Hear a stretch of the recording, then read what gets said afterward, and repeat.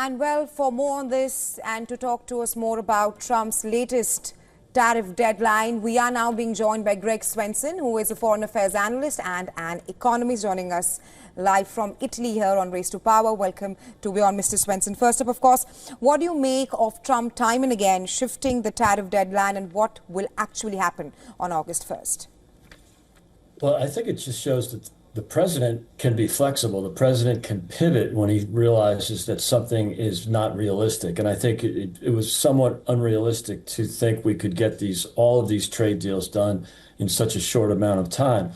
But I also think it means that he is serious about holding our trading partners accountable for their protectionist or mercantilist trade behavior. And that's really what's driving this process. It's not just the trade deficits that we have with many of our trading partners, but it's just the unfairness. It's free trade, but it's not fair trade. And I think Japan is probably the best example of that, and that's why he specifically called out Japan in the last few days about some of their really hostile tariffs that they have on American goods. All right, Mr. Swenson, but what do you make of Trump sending out letters while negotiations are underway rather than giving out the statements? What do you make of that tactic? Yeah, I think it's another, the president likes to be provocative. He likes to get things done. He's always about the end game. What's the goal here? And the goal is to get to bring our trading partners back to the negotiating table, but also to end up with deals that are free and fair. So, I don't think we're going to see some of the really high tariffs that were threatened initially in early April.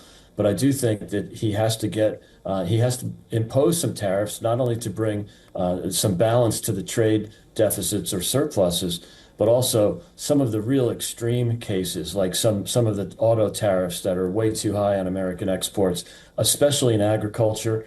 We're exporting rice to Japan, for example, with 300% tariffs. I mean, it's pretty outrageous to think that there was a lot of there was a lot of criticism of the president when he imposed these 25% tariffs, and yet we have 300% tariffs on U.S. rice being exported to Japan. How perhaps will the U.S. earnings start to show the impact of Trump's tariffs? Well, I think from the Treasury's perspective, they've already shown some decent increases in tariff revenue, but we have seen very little effect on corporate America or on consumer prices. So I think that this fear mongering that was communicated by many in the media and many of the president's critics back in April has not really materialized. And this is the same thing that happened in the first term.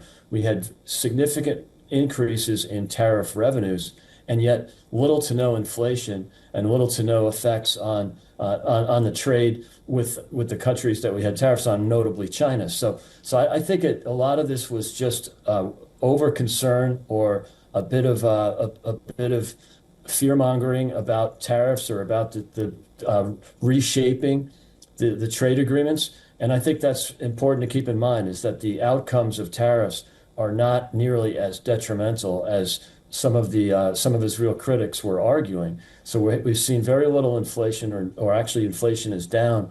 We are seeing very little effect on corporate earnings. I think the only thing I would be concerned about is decision making. If there's uncertainty as to what the final outcome will be and what the percentage, the tariff levels will be, it's difficult for investment managers and CFOs, CIOs to make decisions without some certainty.